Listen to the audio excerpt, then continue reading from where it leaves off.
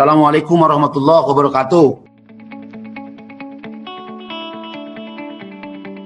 Sertifikasi guru lintas masa, kira-kira gitu. Dari tahun ke tahun, dari masa ke masa. Jadi dulu yang paling spektakuler itu, monumental itu adalah guru sebagai profesi. Itu zamannya Pak SBY jadi presiden.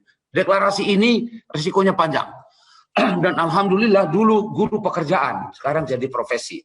Kalau profesi memerlukan pendidikan khusus dan sistem kesejahteraan khusus dan memerlukan CPD yang khusus. Paling tidak 3 hal itu harus menjadi ciri khas profesi. Nah, lalu terbit undang guru dan dosen. Lalu dilakukan sertifikasi. Harusnya 2006 tapi jatuhnya di 2007. Setelah sertifikasi lahirlah guru-guru pemegang sertifikat diklaim guru profesional lalu dibayar tunjangan profesi. Nah, Bapak dan Ibu yang saya hormati, 13 tahun pembayaran tunjangan profesi, apa dampaknya? Belum ada. Sedih mendengarnya memang. Belum ada perubahan yang fundamental tentang pembelajaran di sekolah. Padahal ada guru 1.500.000 pemegang sertifikat pendidik di Kemendikbud. Kalau tunjangannya 30 juta saja per tahun itu sekitar 45 triliun. Apa hasilnya Bapak dan Ibu? Belum ada sampai sekarang. Itu yang menyedihkan. Bahkan ada lembaga riset yang mengatakan double for nothing. Dikasih gaji ditambah dengan tunjangan profesi double. Tapi for nothing, hasilnya belum kelihatan secara signifikan. Bukan tidak ada manfaatnya, pasti banyak. Tapi hasilnya untuk mengubah pembelajaran secara fundamental belum. Lalu kita selidiki sekarang, apakah pembayaran TPG ini berbasis indeks kinerja? Ternyata itu salah satu sebabnya. Jadi bila pembayaran tunjangan profesi tidak berbasis kinerja, guru tidak mau meningkatkan kinerjanya. Oke, kita cek sekarang sertifikasinya. 5 moda yang dipakai oleh pemerintah PSPL, namanya pemberian sertifikat pendidik langsung 2007. Guru-guru yang istimewa yang luar biasa itu diberi langsung. Ini sertifikat pendidik Anda, karena Anda sudah luar biasa selama ini. Itu tidak banyak orangnya, habis. Lalu dilanjut dengan portofolio. Lalu yang portofolio juga habis, dilanjut dengan PLPG namanya. Jadi ada namanya semacam pendidikan dan latihan pendidikan profesi guru.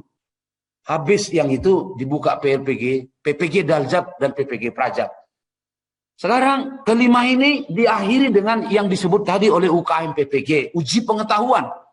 Apa yang dimaksud dengan uji pengetahuan? Pengetahuan tentang subject matter, tentang materi, pengetahuan tentang pedagogi, pengetahuan tentang teknologi pembelajaran, pengetahuan tentang augmented reality, pengetahuan tentang apa saja.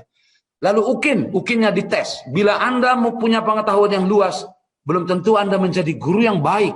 Karena itu Anda harus dicek pada saat melakukan pembelajaran. Dicek, dibantu dengan portofolio selama dia menjadi guru. Bapak dan Ibu, ini konstruksinya kalau kita mau lihat.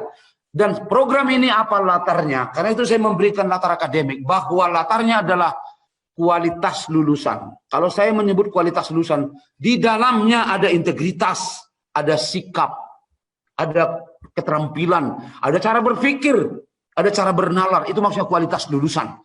Kualitas lulusan untuk semua jenjang, jenis, dan jalur pendidikan rendah. Itu teruji dan terbukti lewat hasil-hasil yang ditunjukkan oleh tes nasional, TIMSS, PISA. Atau begini, kita amati saja sepintas lalu sikap dan perilaku anak-anak kita sendiri. Mayoritas. Nah, satu. Yang kedua, dicek mengapa kualitas lulusan rendah. Barangkali kualitas proses. Itu yang dibilang Bu Dekan, Pak Rektor tadi, dibilang Pak Direktur juga, Pak Profesor Nuhitno. Kualitas prosesnya, materinya, penilaiannya mungkin tidak pas. Penilaiannya menilai apa yang diajarkan, bukan menilai standar kompetensi yang seharusnya. Jadi kalau guru menilai apa yang diajarkan, nilai murid baik-baik saja. Begitu diuji pakai tes standar, menguji apa yang mestinya, murid-murid Indonesia itu skornya 456. Nah, baru kita cek di mana masalahnya kalau begitu. Guru dan kurikulum. Tidak bisa guru saja. Tidak bisa kurikulum saja. Dan pun tidak guru aja yang salah, Pak. Manajemen pendidikan nasional, sistem penjaminan mutu pendidikan, mestinya ada kementerian yang ngecek apa yang disebut dengan norma, prosedur, standar mutu, diawasi, dijaga sebetulnya. Dan bukan itu yang salah mestinya, Pak. Kita harus lihat komitmen spiritual. Nah, itu. Kalau komitmen spiritual, intelektualnya hebat, komitmen intelektual dan politik dan sosial otomatis akan baik mestinya. Bila komitmen spiritual kita baik. Memperlakukan guru seperti yang dibilang tadi adalah sebagai ibadah. Maka tak ada persoalan sebetulnya bagi guru. Sesulit apapun. Sesulit apapun. Kalau ini sebagai ibadah, tunjangan profesi akibat, bukan sebab. Maka orang tidak boleh bilang tunjangan profesinya tidak. Harusnya apapun dipertaruhkan untuk itu. Nah, baru dicek. Jangan-jangan kesungguhan kita memang masih rendah. Itu tadi pesan terakhir dari Pak Suyitno. Nah, kesungguhan. Bapak dan Ibu, arsitekturnya seperti ini. Namun kita cek satu-satu sekarang. Kualitas. Bila kita cek kualitas dan di sini ada kualitas berpikir, maka kira-kira arsitektur masalahnya kira-kira begini Bapak dan Ibu. Saya menggunakan kata jika. Bila di Zoom ini ada orang matematik, dia mengerti jika dan hanya jika. Tapi saya menggunakan kata jika. Jika pembelajaran berkurang berkualitas, jangan main-main, dampaknya luar biasa. Dampaknya itu mayoritas lulusan tidak mencapai standar minimal. Atau mayoritas lulusan kualitas integritaskah, pengetahuankah, keterampilankah, cara berpikirkah, berpikir tingkat tinggikah, rendah. Dan bisa kita amati sehingga berpikirnya tidak high order. Nah, salah satu saya ambil yang terpenting itu berpikirnya tidak high order. Ya kan? Saya kira Bapak yang ada di Zoom ini paham betul mahalnya berpikir, mahalnya akal. Akal ini mohon maaf dikoreksi kalau salah. Saya hanya membaca ulasan-ulasan dari berbagai UIN. Akal itu dalam Al-Quran sampai menggunakan 7 kata yang artinya akal. Begitu pentingnya. Dan akal digunakan katanya dalam bentuk fi'il, kata kerja. Jadi berarti akal di sini proses berpikir yang dimaksud oleh Al-Quran. Mahalnya seperti itu. 49 ayat Al-Quran itu bicara tentang akal. Bapak dan Ibu, mahalnya akal itu, mahalnya berpikir itu. Itu sebabnya rentetannya menjadi panjang. Bila cara berpikir kita low order, maka indeks inovasi global rendah. Indonesia itu ranking 80-an. Coba lihat Thailand dan Malaysia di posisi 35 sampai 40-an. Mengapa kita begitu jauh dari Thailand, dari Malaysia? Nggak mungkin. Sama-sama bayinya bayi-bayi pintar juga di Indonesia. Jadi setelah bayi mereka besar berpikirnya hot, setelah bayi kita besar berpikirnya lot. Berarti yang salah prosesnya, bukan yang melahirkan. Nah sekarang akibatnya apa? Kita miskin. Kalau inovasi nggak ada, miskin pasti. Tidak literate. Peradaban kita tertinggal. Maka akibatnya apa? Kualitas beragama, berbangsa, bernegara, berdemokrasi, berpolitik, berpilpres, berpilkada juga masalah. Bapak dan Ibu bisa lihat rangkaian rentetan panjangnya seperti ini. Oleh karena itu mahalnya berpikir itu. Coba kalau mau kita cek sekejap misalnya arsitektur yang rendah. Ini bisa rendah. Kenapa? Karena siswa Indonesia tidak mampu mengerjakan soal-soal HOTS. Jangan baca PISA ini. Tujuan pendidikan kan bukan PISA, Pak. Jangan baca ini matematik. Tapi bacalah ini cara berpikir tingkat tinggi. Seluruh soal dari yang tim itu cara berpikir tingkat tinggi yang mau diuji. Makanya diprediksi kalau generasi di negara itu berpikirnya tingkat tinggi. Vietnam ranking 8 dunia Teams. 10 tahun ke depan dia diprediksi masuk negara OECD, negara maju. Begitulah cara berpikir diprediksi, akal diprediksi memajukan satu bangsa. Nah, kenapa anak-anak Indonesia berpikirnya lemah? Karena mungkin motivasi belajar tidak bisa atau tidak mengenal soal-soal yang HOTS, tidak dibiasakan. Jawabnya kenapa? Karena pembelajaran kita tidak mengendorse HOTS. Mengapa? Gurunya kurang profesional, artinya komitmenkah, kemampuan gurukah, dan lain sebagainya. Tapi arsitektur masalah ini mahalnya berpikir tidak cukup dibahas seperti ini, harus dibarengi dengan kesungguhan. Bandingkan Indonesia dan Korea dan Finlandia. Korea, Finlandia. Finlandia itu moderat. Kalau murid minta pulang, ya pulang aja. Tapi jangan dipakai di Indonesia begitu. Habis muridnya dari kelas. Di Korea sangat rigid. Capaian pembelajaran itu ketuntasannya per hari. Bila ada murid tidak tuntas belajar sampai jam 9 malam. Korea sangat rigid. Finlandia moderat. Dua-dua berhasil. Indonesia yang mana sekarang? Jangan-jangan bukan Korea, bukan Finland. Kalau yang bukan-bukan nggak pernah berhasil. Artinya, komitmen politik, komitmen intelektual, apalagi komitmen spiritual kita, patut kita tanya. Arsitektur masalahnya betapa akan menjadikan rumit negeri ini bila cara berpikir tadi menjadi rendah, kualitas berpikir. Bapak Ibu kalau mau dicek lanjutannya, akibat kualitas berpikir ini, saya ingin sekali bahwa PPG diletakkan di situ. Mengapa? Karena salah satu kegagalan yang prinsip pada pembelajaran matematik kita hilangnya cara berpikir, mindset. Padahal menurut Carol S. Dweck itu, mindset is the new paradigm or the new psychology of success. Hilangnya mindset, tertinggal mindset itu. Nah, apa dampaknya Bapak Ibu? Sekilas saja, 1 menit saja, lihat. Miskin. Jadi, cara berpikir memiskinkan orang. Nah, Miskin yang kita alami ini bermulanya dari mana? Bodoh, tidak literate, terbelakang, tidak adil. Jadi musuh abadi kita itu adalah kemiskinan, kebodohan, keterbelakangan. Ini bermula di mana? Jangan marah dulu Bapak Ibu dosen dan Bapak Ibu guru ya. Kemiskinan ini bermula di ruang kelas Bapak Ibu, di ruang kelas saya, di ruang kelas dosen. Dosen gagal mewariskan HOTS pada mahasiswa PPG. Lulusan PPG tidak mampu mengintegrasikan HOTS pada pembelajarannya. Itu kan konstruksi amat sederhana. Jadi kemiskinan ini dimulai di ruang kelas Bapak Ibu dan guru. Bapak Ibu guru akan protes. Tidaklah Pak, bukan kita saja, banyak penyebabnya. Tapi bukan kata saya, itu adalah kata Kennedy. Kennedy itu mantan Presiden Amerika Serikat. Bila di satu negara banyak yang orang miskin, maka satu saja pertanyaannya. Pertanyaan yang paling mendatar, what's wrong in our classroom? Itu pertanyaannya, bila banyak yang miskin. Apa yang salah di ruang-ruang kelas itu? Bila ruang kelas itu bukan pusat peradaban, bukan latihan berpikir, bukan latihan bertanggung jawab, bukan latihan merasakan orang lain, bukan latihan peduli, maka kelas itu akan menciptakan orang miskin. Kira-kira konstruksinya sesimpel itu Bapak dan Ibu. Bila kita mau jujur, dalam hal ini bahwa perguruan tinggi gagal menjadi agent of economic development. Artinya apa sekarang? Jumlah miskin di Indonesia itu banyak. Batas kemiskinannya rendah, 450.000. 24 juta itu banyak, 24,8 juta, hampir 25 juta.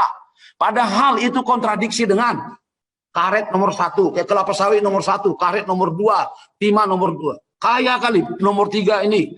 Kaya betul, 25 ikan spesies dunia itu ada di Indonesia, 25%. 17 burung ada di kaya luar biasa, hasil laut dan perikanan, kaya luar biasa.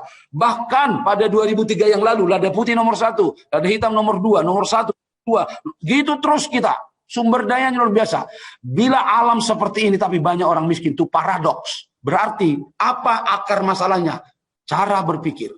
Di mana mau diperoleh anak? Di sekolah. Jadi sekolah, ruang kelas itu adalah pusat berpikir.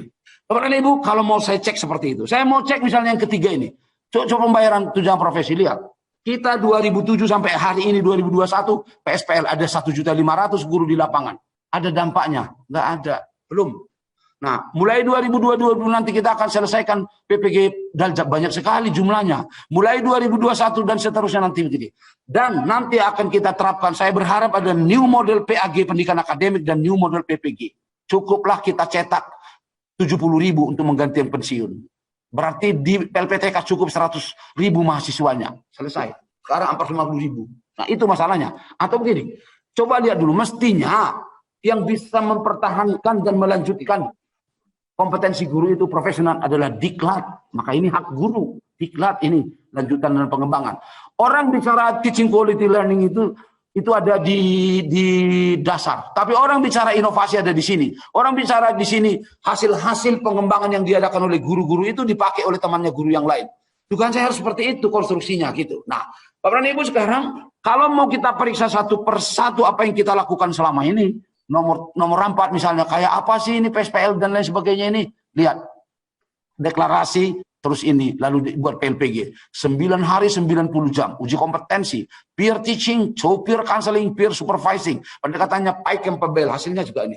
Lalu dirancang PPG dalam jabatan, ada 3 mata kuliahnya, pendalaman materi, pengembangan perangkat, PPL. Diintegrasikan apa? New peer teaching, new PPL. Pendekatannya apa? I care, TPEC, artificial intelligence, augmented reality, virtual reality, HOTS, blended learning, integrasi, dan lain sebagainya. Hasilnya apa? Nah, PPG Rajab juga begitu. Nah, ternyata tidak memberikan dampak yang signifikan perjalanan panjang ini. Nah, sekarang hari ini shifting paradigm Indonesia, kita harus berubah. Kita harus berubah. Indonesia new model teaching and learning. Apa yang terjadi dan sekali lagi pertanyaan besarnya adalah sertifikasi guru 2007, tunjangan profesi 13 tahun, tetap tidak memberi dampak yang signifikan. Maka 2 pertanyaan besarnya, apa sebabnya dan bagaimana cara mengatasinya? Kita harus bicaranya seperti itu. Nah, oleh karena itu Bapak dan Ibu, saya ingin sekarang kita bicaranya mencari akar masalahnya dulu. Perspektif akademik. Apa akar masalahnya supaya kelak PPG ini nanti diorientasikan untuk menjawab akar masalah ini. Atau dengan pernyataan yang lebih sederhana. Bila lulusan PPG tidak mampu menjawab ini, itu artinya PPG kita tidak berhasil. Berarti Apapun upaya yang dilakukan di PPG ini, apapun yang dibuat pada UKIN dan UP menjawab akar masalah ini. Apa akar masalahnya Bapak dan Ibu? Nomor satu, lihat soal materi ajar, soal materi konten. Soal materi itu bisa materinya bagus, mutakhir, bisa materinya materi yang lama-lama yang tak berguna. Yang kedua adalah soal metode pembelajaran kita. Proses belajar yang terjadi. Proses itu bisa konvensional, bisa juga proses itu mutakhir juga, blended. Bapak dan Ibu yang saya hormati, yang saya muliakan. Bila ada guru, coba lihatlah guru sekarang, materinya itu bagus, mutakhir. Dan gurunya sangat hebat menguasai metode pembelajarannya. Dialah guru yang inspiratif itu berada di kuadran pertama. Dialah guru yang mengerti filosofi mata pelajaran itu, bukan nomenklatur kurikulum, tapi masa depan siswa. Dialah yang paham bahwa mapel itu adalah life skill. Saya tidak mengajar matematik, bahasa Inggris, bahasa Indonesia, kimia, fisika, IPA, bukan. Itu hanya alat untuk mencapai masa depan anak-anak didik ini. Jadi yang saya ajarkan itu adalah kehidupan, life skill. Nah, inilah kuadran pertama guru yang hebat itu. Nah, berapa persen guru seperti itu? Bapak dan Ibu bisa bayangkan gurunya materinya lama-lama tidak berguna materi itu, tapi metodenya hebat. Dia berhasil mengajarkan yang tak perlu. Coba bayangkan. Yang diajarkan itu yang tak berguna, habis waktu, habis ini. Lalu dikasihnya nilai murid di sini 8. Nilai 8 terhadap yang berguna, apa manfaatnya? Lebih bagus di sini nilai 5 dan berguna daripada di sini. Berhasil mengajarkan yang tak berguna karena materinya itu sebenarnya nggak berguna. Lalu di kuadran yang 4 ini gagal, materinya mutakhir, hebat materinya, life skill materi, tapi cara gurunya buruk, itu juga gagal dia. Gagal untuk menjelaskan yang berguna, gagal menjelaskan masa depan. Bapak Ibu di sini ada guru di kuadran ketiga, sudahlah. Mengapa kita gagal menggunakan teknologi? Dan ini, lihat. The single biggest problem facing education today is digital immigrant dosen. Digital imigran guru. Jadi kita imigran terhadap digital itu nggak paham betul. Karena lahirnya di sini, disuruh mengajar di sini. Akar masalah yang pertama. Pertanyaannya adalah, apakah PPG kita menjawab persoalan ini? Apakah kita menghijrahkan semua guru? Pindahlah guru-guru ini di kuadran pertama. Pindah dari kuadran 4, pindah dari kuadran 2. Kalau pindah dari kuadran 3 ini berat. Ini hanya bisa kita doakan pensiun sehat-sehat. Bapak dan Ibu, akar masalahnya seperti itu. Mengerti apa tidak apa yang disebut dengan revolusi industri 4.0. Yang guru hebat itu bukan bicara student center learning lagi, tapi bicara activate the source of learning. Siapa guru hebat itu? Mengaktifasi sumber belajar. Dimanapun sumber belajar itu berada. Digitalkah? Sumber belajar itu di alamkah, di dunia kerjakah? Dia mengerti mengaktifasinya. Orang Ibu, akar masalah yang kedua soal teknologi tadi. Kalau guru menguasai knowledge-nya di zaman dulu hebat, guru hebat. Sekarang tidak. Karena pedagogi fisika beda dengan sejarah. Pedagogi agama beda dengan pedagogi matematik. Karena itu guru hebat itu harus menguasai pedagogi dan teknologi. Nggak bisa lagi kayak yang dulu. Ini persoalan kita sebenarnya. Tidak bisa. Akar masalah yang kedua. Pertanyaannya, bisa nggak pasca PPG terus guru-guru kita itu mampu menerapkan technological, pedagogical, and content knowledge? Akar masalah yang ketiga. Inilah warisan termahal dari pendidikan, cara berpikir. Yang diperlukan itu adalah cara berpikir tingkat tinggi. Malangnya anak-anak Indonesia diajar dengan low order. Padahal low order ini pekerjaan komputer. Di 2025, waktunya sangat dekat. 50% pekerjaan itu under computerized system. Berarti 5 dari 10 pekerja harus dihentikan. Itulah orang-orang yang low order ini. Harus dihentikan karena udah dipindahkan pekerjaannya. Malang nasibnya anak-anak ini kalau begitu. Mestinya yang akan terus bertahan nanti adalah pekerjaan yang ini, yang high order thinking skill. Nah, pertanyaannya sekarang, bisa enggak bahwa guru-guru kita akan mengintegrasikan ini dalam bentuk tujuan, materi, dan sebagainya. Akar masalah yang ketiga. Akar masalah yang keempat. Kalau ditanya guru kita, apakah Anda tahu atau paham atau menerapkan atau konsisten? Orang yang paham high order bisa dirumuskan dalam bentuk tujuan, dalam bentuk materi, dalam bentuk proses, dalam bentuk penilaian. Bapak dan Ibu, riset sederhana itu memberikan apa? 70% tahu guru kita tentang host. Hanya 40% yang paham. 20% yang 5% yang konsisten. 54 juta anak di sekolah di Indonesia, hanya 2,7 juta yang menerima pembelajaran yang hot. Apa yang diharapkan? 2,7 itu 5%. Dikumpulkan 100 manusia, hanya 5 orang di situ yang berpikirnya tingkat tinggi. Yang 95 itu low semua. Bagaimana mau diajak bekerja? Bagaimana mau diajak lari berinovasi? Itu mustahil rasanya. Ini nasibnya kita seperti itu. 206.000 sekolah di Kemendikbud, hanya 50.000 sekolah yang menerapkan. Akar masalah yang keempat, bisa nggak kita pindahkan? Akar masalah yang kelima, sejatinya orang datang ke sekolah menjadi orang kreatif. Orang tua dikirim anaknya ke sekolah. Pak Guru, tolong buat anak saya ini menjadi kreatif. Loh, kenapa rupanya kalau kreatif? Dia akan berkarya dan berguna bagi orang lain. Bermanfaat bagi alam. Bermanfaat bagi sesama. Itu orang-orang kreatif itu. Malangnya anak-anak Indonesia, kreativitas itu basisnya adalah critical thinking. Lagi-lagi tidak mungkin kreatif. Kenapa? Karena berpikirnya low. Basisnya kreativitas itu udah high order thinking. Tidak mungkin di sini saja sudah gagal, lalu lompat menjadi orang kreatif. Itu rasanya tidak mungkin. Dan basis yang kedua dari kreativitas itu adalah komunikasi. Berkomunikasi secara digital, berkomunikasi secara bahasa Inggris, bahasa Arab, bahasa dan segala macam. Itu yang kreatif itu. Yang ketiga, kreatif itu harus kolaborasinya, kerjasama lintas orang, lintas komunitas, lintas negara. Dia bisa berkomunikasi. Boleh dia kreatif. Artinya kreativitas itu hanya ada dalam pikiran yang tajam, hati yang bening untuk bekerja sama, dan kemampuan untuk berkomunikasi dengan siapa saja. Gagal di situ tidak mungkin. Akar masalah yang kelima, apakah semua mata pelajaran bisa mengintegrasikan C4, the force C skill, ditambah dengan ini? Betapa indahnya hidup ini bila mengerti abstraksi, mengerti algoritma, mengerti pola, dan mengerti dekomposisi, apalagi punya compassion. Ingin saya katakan Bapak dan Ibu, yang gagal adalah mengintegrasikan 6C ini pada pembelajaran. Bisa nggak dijawab lewat PPG? Nah, saya agak pelan di sini Pak Mahfud Junedi, penilaian. Pak Mahfud, dengar suara saya, Pak? Oke, dengar, Prof. Ya. Bapak jelas, menyimak Prof. Juga? Bapak jelas, menyimak jelas. Juga kan, Pak? Ya, jelas. Jelas, oke. Penilaian, Pak. Penilaian sekali lagi. Coba lihat ini, Pak Mahfud Junedi, Bapak Ibu dosen, Bapak Ibu guru. Bila guru yang menilai muridnya, nilainya 89. Sabang Merauke, Miangas Rote, nilai 89. Begitu murid yang sama kita uji, nilainya 456. Berarti nilai yang diberikan guru ini nilai palsu. Nah, bayangkan seorang guru memberi nilai palsu pada anak didiknya. Bukankah kita menipu diri sendiri, menipu murid, menipu orang tua murid, menipu para pengguna lulusan, menipu Republik Indonesia, menipu Allah?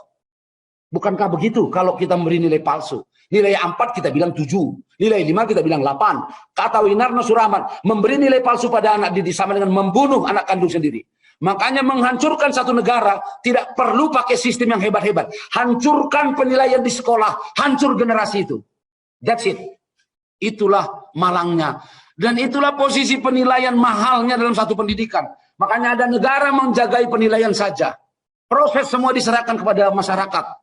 Lembaga independen, lembaga swadaya, prosesnya. Pemerintah menjagai penilaiannya. Anda tidak layak lulus SD. Makanya di Belanda ada nenek umur 70 tahun baru lulus SD. Karena kompetensi base dia. Ingin saya katakan, kalau kita tidak memperbaiki nilai, kalau PPG tidak bisa mengubah mindset penilaian, maka percuma kita bicara PPG dan lain sebagainya. Mahalnya penilaian. Dengan penilaian palsu ini, dengan penilaian tidak objek, menghancurkan penilaian di sekolah, apa akibatnya? Lahir generasi yang nggak mau belajar. Lahir generasi yang bilang, nggak usah payah-payah belajar. Karena nanti dinilai juga bagus juga kita dikasih nilai. Bapak Ibu bayangkan. Inilah masalah terbesar kita di Indonesia, Sabang Merauke, Miangas Rote. Bisa nggak kita rubah? Lalu orang mengatakan kepada saya, kita Pak wajib memberi nilai sesuai KKM. KKM, ini batas ketuntasan minimal. Diperintah siapa? Kepala sekolah katanya. Coba bayangkan Pak. KKM dibuat agar guru maksimal mengajar. Bukan nilainya dirubah untuk mencapai KKM. Prosesnya yang diperbaiki. Kok nilainya yang dirubah-rubah? Kenapa terjadi begitu? Ada nggak semangat kita untuk pelan-pelan berubah? Itu saya kira kalau nggak ada, maka sia-sialah usaha kita semua. Akar masalah yang ketujuh.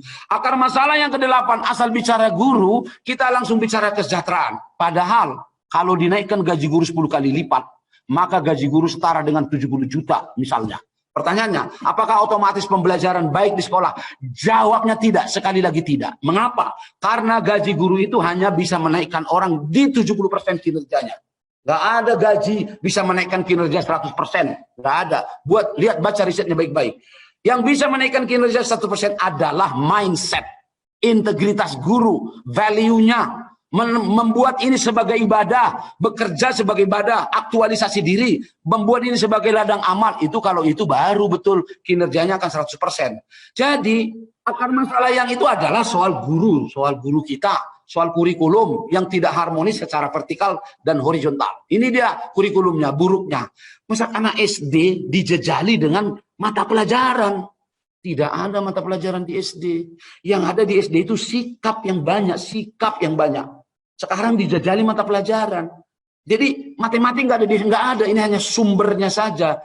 IPA, IPS, bahasa Indonesia itu sumbernya, sumber tematik terpadunya.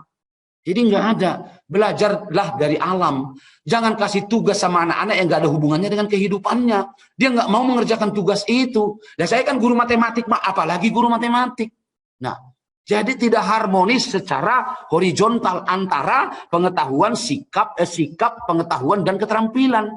Tidak harmonis secara vertikal, nggak nyambung SD, SMP sampai perguruan tinggi. SD perkalian itu apa? Penjumlahan berulang. SMP penjumlahan berulang. SMA nggak ada nyambung. Itu terus. Jadi nggak naik dia. Ingin akar masalah yang ke-8. Sekarang apakah PPG bisa menjawab akar masalah yang ke-8 itu? Maunya konten kurikulum kita perbaiki, religius, Indonesia, ilmu, dan kearifan lokal. Dan itulah isinya kontennya. Indonesia ini negara yang religius lagi berilmu. Saya yakin ini yang negara bisa survive dan eksis di bumi ini sebelum hari kiamat. Sebab negara yang mengandalkan ilmu pengetahuan di zamannya Fir'aun hancur. Negara yang mengandalkan tidak bermoral itu, tidak mengandalkan agama, tidak percaya Tuhan di zamannya Nabi Lut hancur. Jadi yang bisa bertahan itu Indonesia lah. Karena apa? Dia religius, beragama, lagi bertuhan, lagi berilmu. Nah makanya konstruksinya yang kita harapkan itu mestinya ada orang-orang yang punya pengetahuan, sikapnya lagi baik, terampil lagi religius, terampil dan berilmu. Maka dia bertindak mengandalkan integritas yang dibangun lewat sikap spiritual dan sikap sosial. Integritas yang duluan. Loh, kalau saya ingin mengerjakan yang ini, oh itu nggak bisa merugikan orang. Kalau saya nggak bisa. Nah itu yang diandalkan. Jangan mengandalkan keterampilan dan pengetahuan untuk bekerja. Dibuatnya bom, mati orang. Nah itu yang mengandalkan. Nah sekarang pilih yang mana. Nah sekarang saya mau mengajukan Pak Mahmud Junedi. Inilah jawabannya. Kerangka konseptual kebijakan PPG. Apakah ini menjawab? Siap. Ya. Siap, Prof. Ya, nih. Buatlah PPG itu, pastikan bahwa dia menguji orang terampil atau tidak. Exit examnya harus ada minimal. Minimal ini bukan hanya ini. Jadi harus ada cara memastikan bahwa lulusan PPG itu profesional, namanya UKM PPG. Sehingga PPG ini nanti mengubah kualitas guru, mengubah pembelajaran, dan mengubah pendidikan secara berkelanjutan, mengubah nasib bangsa. Meski saya tahu layer satunya banyak masalah, aspek politik, konsistensi kebijakan. Layer 2 saya tahu analis kebutuhan guru kita pun nggak akurat.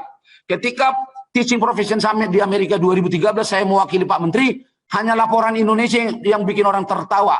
Kenapa? Guru di Indonesia kurang tapi lebih. Rusak matematika dibuatnya. Maksudnya apa? Ketawa semua menteri-menteri yang lain. Apa maksudnya kurang tapi lebih? Kurang karena tidak bagus distribusinya. Lebih karena menumpu pada daerah tertentu. Baru mereka memahaminya. Pola rekrutmen juga. Mana ada pola rekrutmen calon mahasiswa guru kayak di Indonesia ini nggak dites. Asal masuk aja. Salah sudah. Lalu sistem pendidikan akademik dan PPG. Nggak mungkin. PPG dilakukan tatap muka, Pak Moderator, Budekan. Budekan masih ada nggak ya? Siap, ada. Siap. Iya. Masih. PPG dilakukan tatap muka, itu nggak mencapai standar. Apalagi dilakukan daring, coba. Itu harus menjadi catatan kita.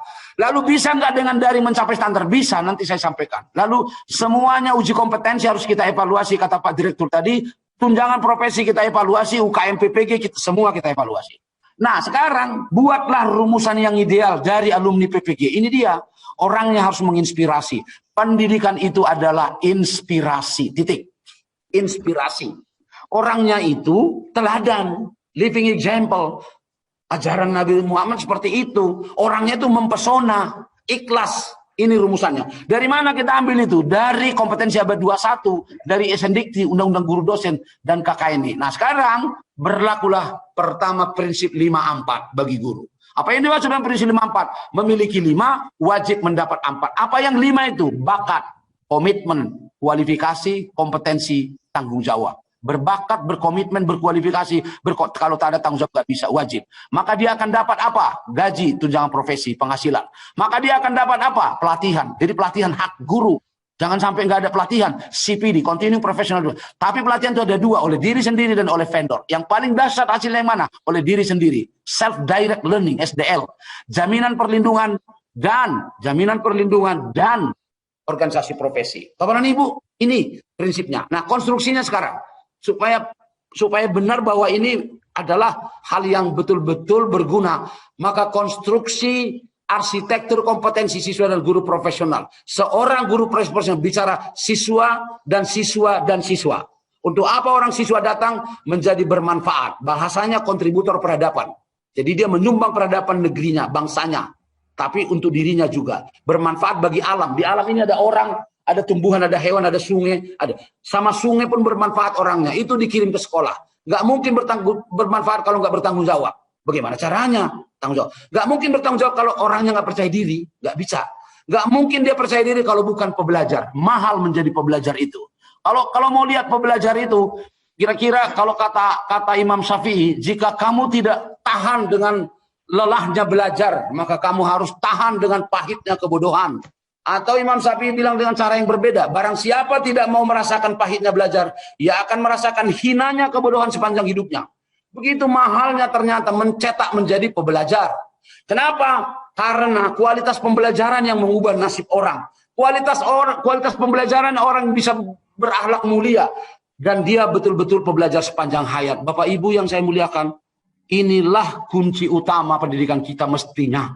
Jadi guru berdiri di hadapan kelas bicara tentang bagaimana saya membuatmu learn and how to learn. Dia itu temanya seperti itu. Bukan mengajarkan matematik. Jadi matematik itu hanya alat. IPS hanya alat. Tujuannya seperti itu. Bapak dan Ibu, siapa yang bisa melakukan itu? Guru profesional. Siapa guru profesional itu? Mempesona dan panggilan jiwa. Mengerti kebutuhan siswa berpikir tingkat tinggi. Tahu advance material, dia bisa merancang pembelajaran yang baik, menerapkan active learning yang mendidik, asesmennya otentik, dan bisa menilai siswa, dan punya kesadaran tingkat tinggi untuk melakukan diri sendiri. Artinya kita sedang bicara psikologi, pedagogi, sosiokultural. Artinya kita mempersiapkan anak secara fisik, secara emosional, secara intelektual. Kita juga bicara kelayakan materi, proses, dan penilaian. Kita bicara soal kebutuhan anak sebagai individu, kita bicara kebutuhan masyarakat Indonesia, kita bicara peradaban bangsa Indonesia. Kalau saya buat kira-kira konstruksinya kira-kira begini Bapak dan Ibu. Ini CP1, CP7 tadi. Nah, lihat begini. Mudah dipelajari CP2 dan CP3. Merumuskan apa yang dibutuhkan siswa tidak susah. Menguasai materi tidak terlalu susah. Kesulitan mulai muncul di CP4, merancang. Tapi kesulitan itu akan semakin kompleks pada pelaksanaan implementasinya. Rencana yang hebat, implementasi buruk, hasilnya buruk. Meskipun tanpa rencana itu berencana untuk gagal. Jadi gagal merencanakan sama dengan merencanakan kegagalan. Oleh sebab itu makin sulit, menilai sulit. Arsitekturnya begini. Terus kalau CP2, 3, 4, 5, 6 nggak akan berkembang. Kalau nggak ada CP7, yaitu melatih diri sendiri. Tapi CP1 sampai 6, CP2 sampai 7 ini, 2 sampai 7 ini nggak berkembang kalau nggak ada CP1 yang menjiwainya, keikhlasan, kemurahan hatian, panggilan jiwa, passion. Kalau nggak ada itu, ya nggak bisa. Ini konstruksinya, Bapak dan Ibu. Nah, sekarang coba lihat di Australia. Sama nggak dengan di Indonesia? Sama. Ini sama. Sama. 7 juga kompetensinya. No student and how they learn. No content and how to teach it. Sama. Jadi kalau kita bandingkan Indonesia mau buat berkembang, gurunya layak, cakep, mahir, sama aja. Itu dulu dibuat Malaysia, dibuat Australia, graduate, proficient, high accomplished, lead. The highest level teacher in AUSI is lead. Lead itu bisa melatih guru lain. Jadi nggak ada bedanya gitu loh. Kalau Finlandia cukup 3 aja, high level content, skill required, academic skill, cukup. Kalau di Amerika 8, tapi yang menarik bagi saya ini dia, bring real world into classroom. Nah, ini bagi saya menarik ini. Jadi ada salah satu kompetensi guru di Malaysia itu kemampuan membawa dunia nyata. Sebab kelas adalah miniatur dari dunia nyata. Sebab kelas gambaran masa depan seperti tadi. What's wrong in our classroom? Nah sekarang kita buat transformasinya singkat saja. 5 minutes more Pak. Sudah bisa ya? Ya, 5 betul. menit lagi ya? Masih 5 menit lagi, Prof. Betul, 5 Prof. menit lagi. 5 menit lagi. Nah, kita belajarlah ke Ki Hajar Dewantoro, kita pelajari semuanya untuk memperbaiki PPG kita ini. Apa yang diperbaiki? Ya kita perbaiki rekrutmennya, kompetensi yang mau diperoleh. Kita perbaiki apa? Kita perbaiki prosesnya. Kita perbaiki apanya lagi? Kita perbaiki secara holistik dia, advance materialnya. Kita perbaiki pendekatan-pendekatan yang bisa dibuat menjadi satu sistem. Kita perbaiki TPEC-nya, technological pedagogical content-nya. Kita perbaiki integrasi HOTS-nya. Kenapa tadi HOTS-nya? Mahal cara berpikir itu. Nah, sekarang caranya bagaimana kita melakukannya supaya itu wujudnya nyata? Problem based learning dan project based learning. Itu wujudnya nyata. Nah, sekarang tantangannya. Sekarang peluang keberhasilan masuk PPG itu gini. Saya menggunakan paradigma klasik pendidikan. Adaptasi dari masuklah PPG itu. Mindsetnya harus siap. Jadi kalau mindset PPG-nya, mahasiswa PPG nggak ada, percuma. Komitmennya harus gula. Entry levelnya memadai. Karena PPG ini sebuah proses yang aman, sangat spesifik dan luar biasa. Kalau komitmen, entry level nggak bisa. Lalu masuk di proses PG. Bayangkan berhadapan dengan dosen yang kurang kompeten, model pendekatannya dan strateginya tidak memadai, learning management system or course management systemnya nggak bagus, terus kompetensi yang mau diperoleh CPL-nya nggak sesuai dengan proses yang dia hadapi, kesesuaian rancangannya, kesungguhannya nggak bisa. Kemudian dinilai. Tadi tidak hanya mengandalkan UKM PPG kita. Ada yang namanya evaluasi rutin dan formatif by self assessment dilakukan oleh guru sendiri mestinya. Ada uji komprehensifnya, baru ada UKM PPG-nya. Jadi Bapak dan Ibu, konstruksi ini yang sebenarnya menjadi portalnya dipakai untuk PPG-nya. Jadi kalau saya menggunakan tahapan PPG ini menjadi portal yang sistemik, maka mestinya kalau tak lulus pendalaman materi jangan masuk dong di sini. Kalau tak lulus pendalaman perangkat ya jangan uji komprehensif. Jangan PPL dia, jangan PPL. Jadi sudah di sini udah harus jelas. Jadi yang tersaring ke sini udah betul-betul. Inilah portal sistemik itu mestinya ke depan tapi nanti. Ini yang namanya UKM PPG itu. Jadi kita menghadapi persoalan yang serumit ini. Tantangan implementasinya Bapak Ibu sampaikan sama mahasiswa bahwa kalau dia tidak punya pemahaman yang utuh tentang kompetensi profesional, dan dia tidak utuh memahami PPG dalam jabatan, tidak utuh mengikuti proses semuanya, pasti nggak lulus. Dan nggak mungkin guru profesional. Dan mestinya mahasiswa PPG ini sadar betul bahwa ini kerja keras, makanya tolong menolong. Jangan terus jumawa. Kalian jumawa kalau lulus. Kenapa? Karena tugasnya meresing anak-anak Indonesia untuk sampai di puncak prestasinya gitu. Nah, yang terakhir saya mengajukan pasca PPG. Karena ini tadi akademik background dan fundamental konsep backgroundnya kerangka konsep maka pasca PPG. 1, saya mengajukan pola karir guru begini. Guru siswa terbaiklah yang berhak menjadi guru terbaiklah yang berhak menjadi kepala sekolah terbaiklah yang berhak menjadi pengawas terbaik yang berhak menjadi kadisdik. Payah itu Pak, ya saya tahu payah, tapi harus ada cita-cita kita. Dengan begitu nanti pengawas bisa melakukan supervisi akademik, supervisi manajerial dan seterusnya. 1, ini usul pertama nanti pasca PPG. Model kedua, kita menerapkan pendekatan profesional berbasis jenjang. TK beda, SD beda, SMP harus beda, SMA beda, perguruan tinggi harus beda. Itu jangan disamakan. Bila kita melatih guru seperti ini, mau datang pun COVID, guru SD mengerti menyelesaikan persoalannya. Karena beda, beratlah bagi SD untuk daring. Tapi karena gurunya kreatif bisa. Di negara manapun perguruan tinggi yang berhasil daring. Jadi kalau begitu guru SD langsung tahu berarti kita harus mengendorse orang tuanya. Rumahku, sekolahku. Harus begitu prinsipnya guru SD. Apapun yang mau dimasukkan ke pembelajarannya, integrasi 4 skills bisa. Academic achievement itu adalah digital age literacy, inventive thinking, effective communication, high productivity. Integrasikan, siap kata gurunya. Karena dia orang-orang yang profesional. Atau integrasikan 21st century skills.